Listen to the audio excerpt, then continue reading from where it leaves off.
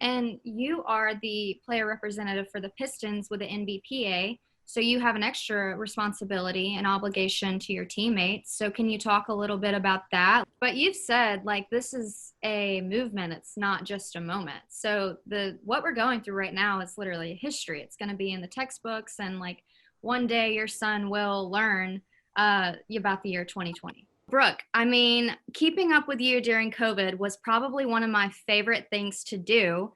And most recently, you hosted the Pistons draft party. I mean, is that the Yeah. highlight of your career so far? Probably when I was a junior in high school as well. And he actually made his first trip to Detroit to do like suite visits. And then that turned into like a pregame, show. He'd kind of hop on. So I went with him on his first trip, and I was like, this is the coolest thing ever. And I actually have a photo with like Matt Shepard, and I'm like 15 years old. And Wow. I was like, this is crazy, and years later, Matt. like I have a photo with Matt Shepard, and I did, After watching other people, I mean, I honestly do the same. And another great trick is like muting the volume and then having closed captions actually, and trying to kind of like not even hear anything and do it yourself, which is incredibly hard. I'm like, oh my gosh, I see what's going on, but like, how do I describe everything Yeah, how do that's you, going on? But yeah. how do you watch so many people and not copy them, but learn to like find your own style? And then how long into your career did you feel like, okay, like this is Johnny Kane's style, and like this is something that I do when I report that I'm really comfortable with? Like, can you talk a little bit about kind of finding your style? To people, because I feel like, everyone in their mind puts these types of athletes like Kareem and Michael and like all of these people on a unnatural, unhuman realm.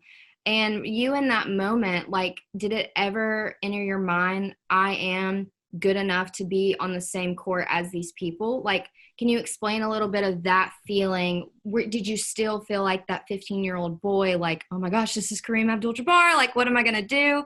Or were you like, okay, like, I deserve to be here, I've got skin in the game? So how much do you think that you learned from your family, and how much do you think that you had to learn on your own?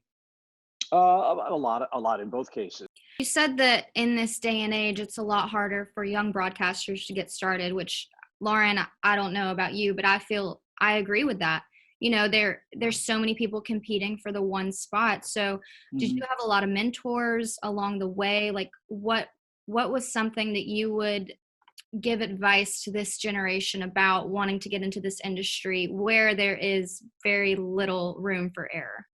Yeah, the error part is certainly. So it's been good timing and a walk down memory lane for you, I'm sure, with Long Gone Summer and The Last Dance. So, Chicago's been on your mind lately.